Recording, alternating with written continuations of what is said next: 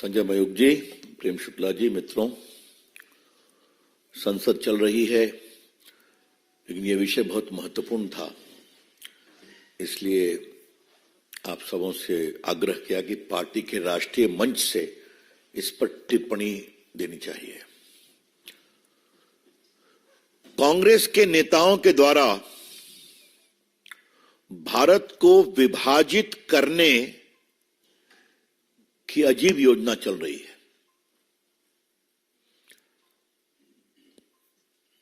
आजकल उत्तर दक्षिण शुरू किया जा रहा है।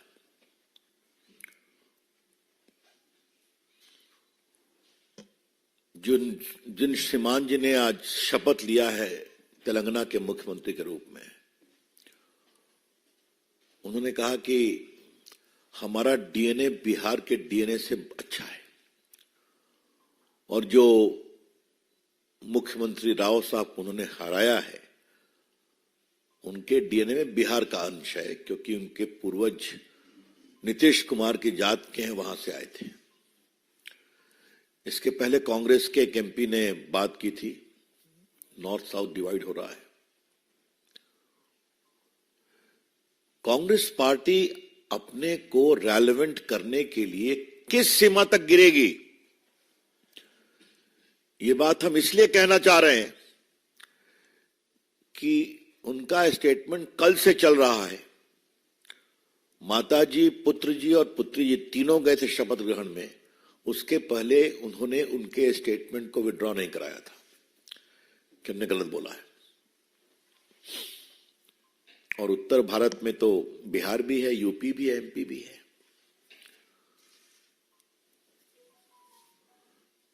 ये कांग्रेस पार्टी की क्या सोच है, हम जानना चाहेंगे।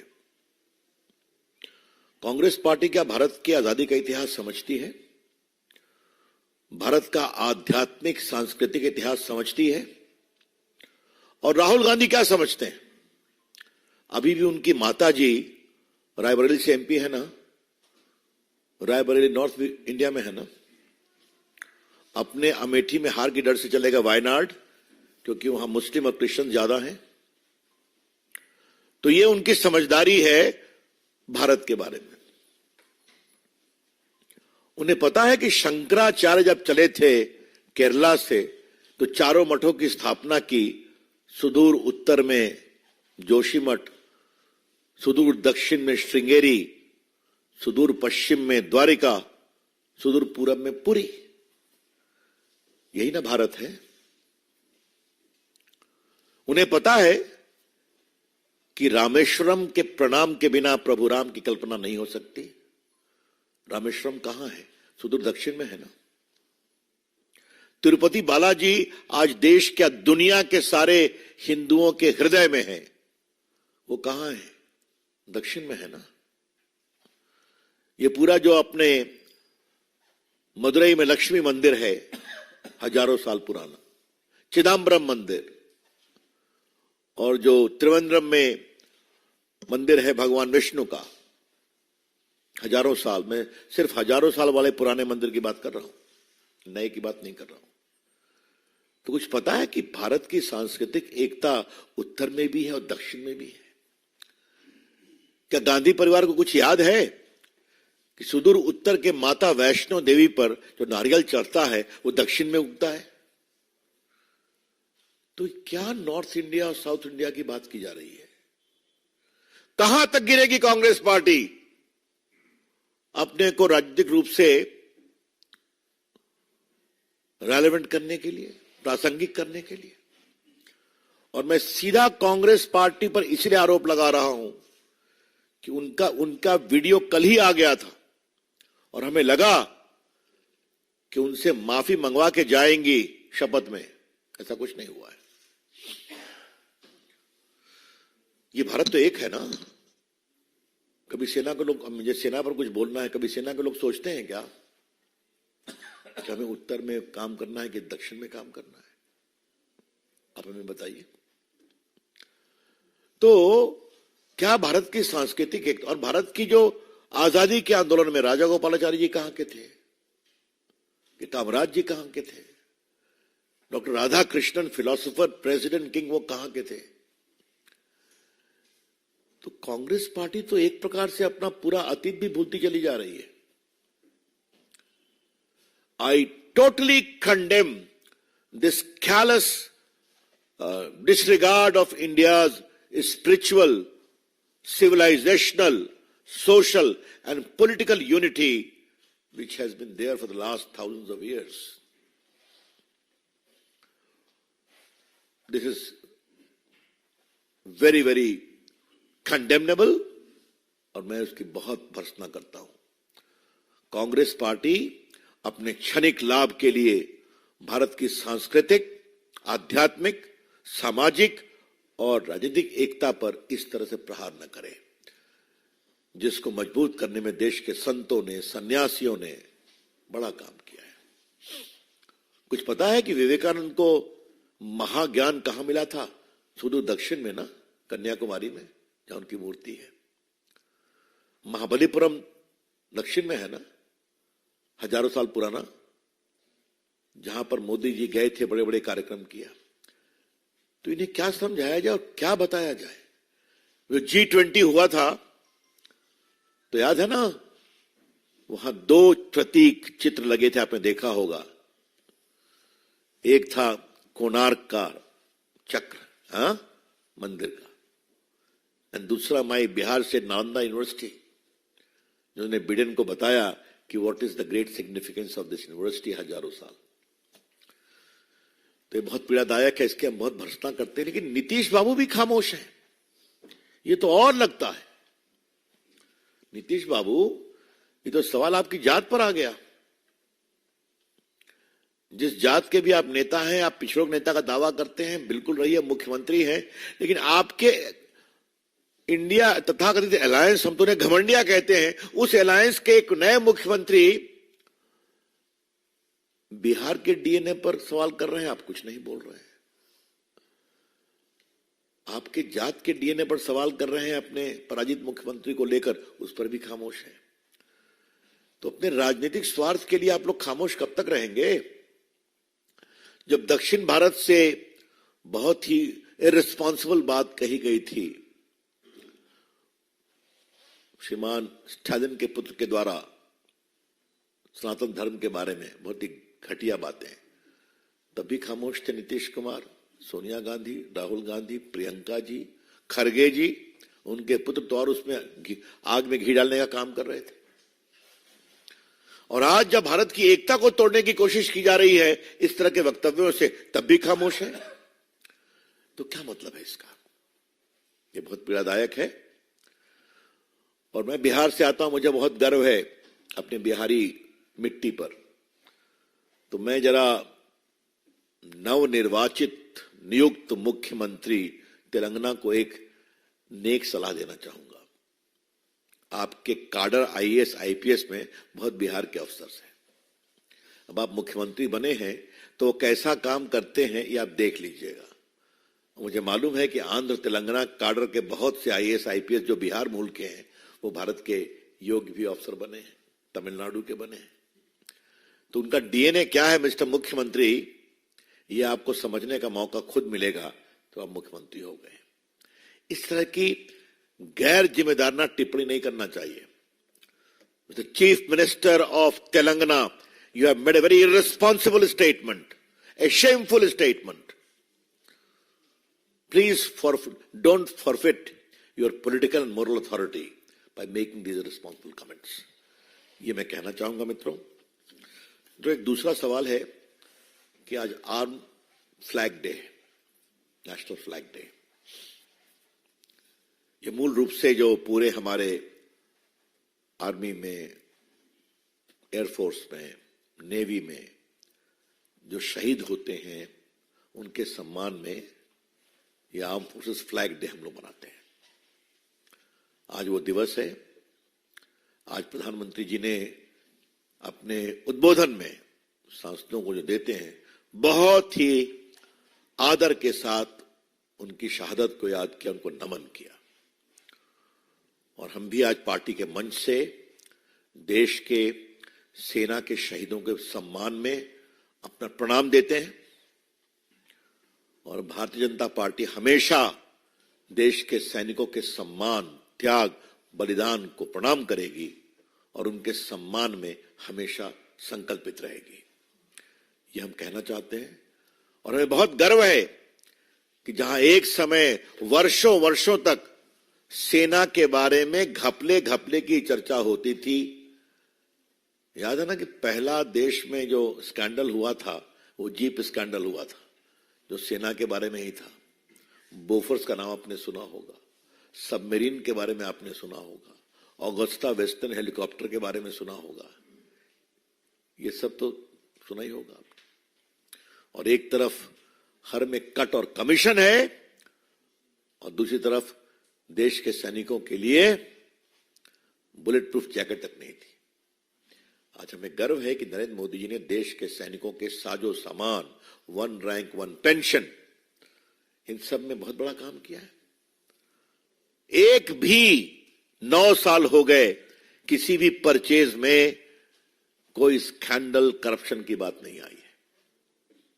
और तो और जब भारत के प्रधानमंत्री तेजस में उड़े तो तेजस हवाई जहाज मेड इन इंडिया है और दुनिया को संदेश गया कि ये हाई क्वालिटी फाइटर प्लेन है। जो मेड इन इंडिया है, वोकल फॉर लोकल का बहुत बड़ा उदाहरण है और पूरी दुनिया को लगा कि ये भारत का जो कम्बैट एयरक्राफ्ट है, ये दुनिया इसका उपयोग कर सकती है। तो आज हम सारे देश के शहीदों, सेना के शहीदों को प्रणाम करते हैं, उनके योगदान पर सम्मान प्रकट करते हैं और भाजपा का ये समर्पण उनके प्रति आदर सदैव रहेगा। Thank you friends, that's all, I am open two questions. Shailendra D. हमने देखा था जब लोकसभा में सज्जन कुमार ने बयान दिया, उससे पहले डीएमके के नेताओं का तो इतिहास रहा, बहुत बवाल हुआ, बड़े आरोप लगे। उसके बाद जब दबाव पड़ा तो एक खेद जताया सज्जन कुमार ने कल बवाल के बाद। तो क्या जो नए नवनिर्वाचित सीएम है उनसे आप उम्मीद करेंगे कि वो बयान में माफी मांगे, खेद जताए, या कांग्रेस पार्टी राहुल गांधी कुछ कह दे? ऐसा है, इसमें तो 1 घंटे में होना चाहिए था ना। आज का जमाना तो सोशल मीडिया का है ना, और राहुल गांधी के पास तो सोशल मीडिया की बहुत बड़ी टीम है जो उनको चिट भी लिख के देती रहती है, आपको याद होगा। तो अभी तक क्यों नहीं माफीनामा आया? हम उनसे मांग करें कि उनके बॉस लोगों से मांग करें माफी मांगने का? सोनिया जी से, राहुल गांधी से, प्रियंका से, खरगे साहब से क्यों नहीं दे रहे हैं? और क्या उनसे उम्मीद करें? इन्होंने सनातन धर्म के इतने अपमानजनक शब्दों पर कोई टिप्पणी की क्या? तो आदमी एक बार गलती करके सीखता है ना, यहां तो गलती पे गलती हो रही है। तो एजेंडा है कि सावरकर को बदनाम करो, देश की एकता पर चोट करो, सैनिकों के मनोबल पर कमजोर करो और नरेंद्र मोदी को मन भर गाली पड़ो। अब बार बार हारते हैं फिर भी नहीं सुधरते हैं, तो देश की जनता जवाब देगी। लेकिन जो बिहार के डीएनए के बारे में इतनी गैर जिम्मेदाराना, शर्मिंदगी भरी बात की गई है, इसका जवाब तो हम लेंगे। माफी मांगे, जल्दी हम मांग करेंगे, और नहीं तो हम लोग अपना जो करना है आंध्र प्रदेश में भी करेंगे, बिहार में भी करेंगे। लेकिन नीतीश बाबू क्या कर रहे हैं? कांग्रेस पार्टी क्या कर रही है? उनको बिहार के चुनाव में आना है कि नहीं आना है? सवाल अब तो बिहार के डीएनए पर उठ गया है। और तो और कई लोगों ने यूपी को भी जोड़ दिया उसमें, तो अच्छी बात है। कमलेश।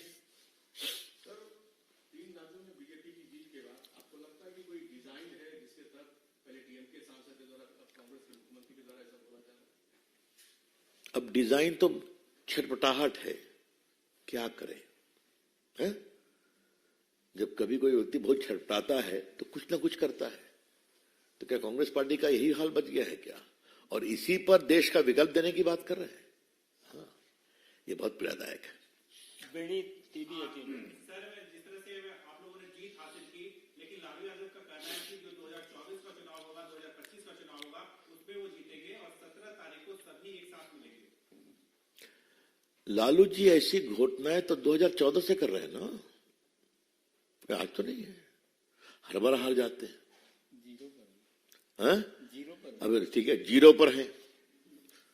अब तो संसद थोड़ी बड़ी हो गई है। तो एक दिन संजय मोहित बता रहे थे कि माइक्रोस्कोप से कोई देखना पड़ेगा आरजेडी का है कि नहीं, तो नहीं मिलते। राज्यसभा में एक आध है ना जी, बताइए। तो लालू जी की बात पर क्या कहा जाए, बोलते हैं बोले दीजिए। पहले लालू जी से कहूंगा, लालू जी इस पर कुछ बोलना है कि नहीं बोलना है? जो पूरे बिहार के डीएनए पर सवालिया निशान उठा दिया गया है, क्या कहना है आपका? और भी पिछड़ों की राजनीति करते हैं ना आप, तो पिछड़ों की एक जाति पर ही सवाल उठाया गया है, तेलंगाना से लिंक अप करके है। मैं उनका कोई प्रवक्ता हूं क्या? मैं उनका प्रवक्ता हूं क्या? मैं यही कहूंगा वो स्वस्थ रहें और जैसे सुंदर सुंदर बयान वो देते हैं वैसे नहीं दें। सर, कांग्रेस बोल रही है कि भारतीय जनता पार्टी इस बयान को जबरदस्ती उठाती है। Any statement publicly made by a public leader has to be responded. Very clear. It was not an off-the-cuff comment in the drawing room. He made it publicly in a conclave. I hope you know that. बहुत बहुत धन्यवाद।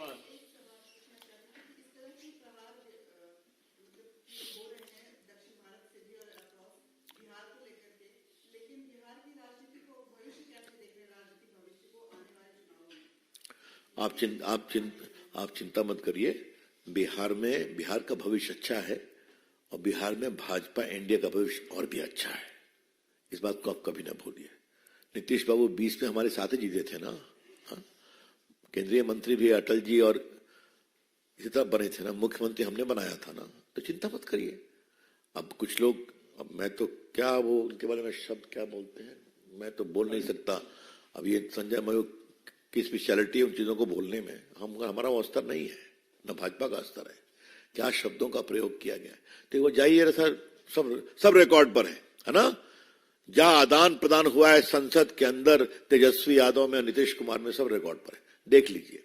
अब ये इस तरह के अवसरवादी गठबंधनों का समय चला गया। देश के नौजवान, बिहार के नौजवान बदलाव चाहते हैं और हमें गर्व है कि हमारा बिहार डॉक्टर राजेंद्र प्रसाद की भी जननी है ना, लोकनायक जेपी की भी जननी है ना, रामधारी सिंह दिनकर, रामवृक्ष बेनीपुरी, वीर कुंवर सिंह, इन सबों की जननी है ना। एक से एक आईएएस आईपीएस बिहार से आते हैं, बिहार में बाहर भी चमकते हैं ना, तो ठीक है, करेंगे हम, चिंता मत करिए आप। त्रिपाठी आज तक।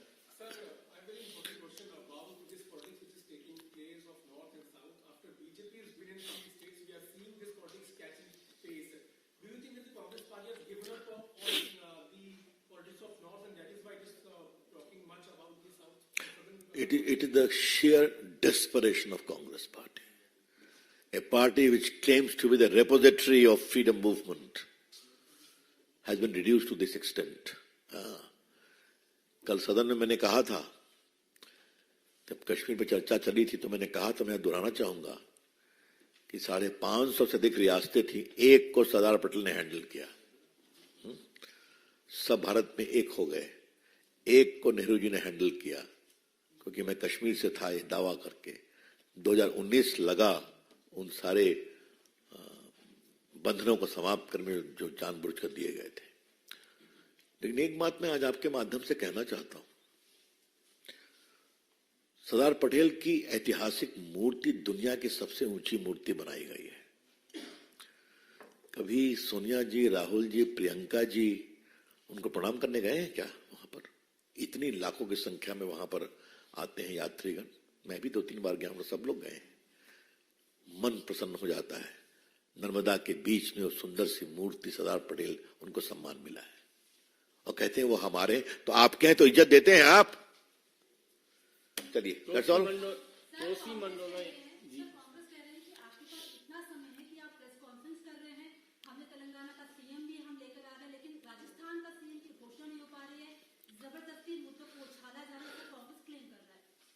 इतना कस के हारे हैं, फिर भी इतनी ऐंठ है। रस्सी जल गई है नहीं। I repeat, they have lost so badly. They have been humiliated. The people have literally floored the Congress party. Yet so much arrogance. थोड़ा आराम करिए, हम करेंगे।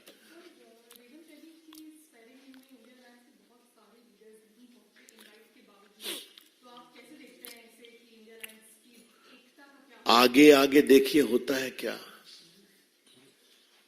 castles are not made in the air. Hmm? The very foundation of this self-serving organization is pure and simple wasted political interest with a lot of ego battle. Let's see.